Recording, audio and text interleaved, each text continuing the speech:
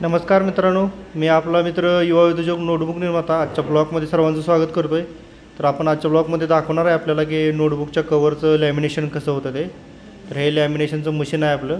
इकडून शीट्स सोडल्या जातात लॅमिनेशनसाठी आणि तिकडं रील बनला जातो याचा। तर एक एक शीट अशा पास होतात पुढे आणि वरून लॅमिनेशन होऊन इथं रील बनला जातो अशा प्रकारचा। हे बघा, हे पूर्णपणे रीलमध्ये बनतं याचं लॅमिनेशन झाल्यावरती आणि नंतर हे रील आपण पुढच्या मशीनमध्ये टाकून त्याचं सेपरेशन करतो कवरचं।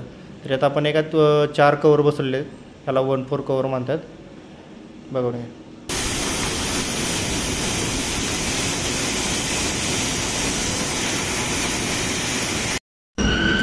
जी ही रील असते, जे लॅमिनेशन करून रील बनलेले आहे तिथं आपण इथं त्याचं सेपरेशन करतो। हे सेपरेशन मशीन आहे। तर पूर्ण हे रील लावून आपलं तिकडे एक एक शीट आपले बाहेर पडतात तिकडं।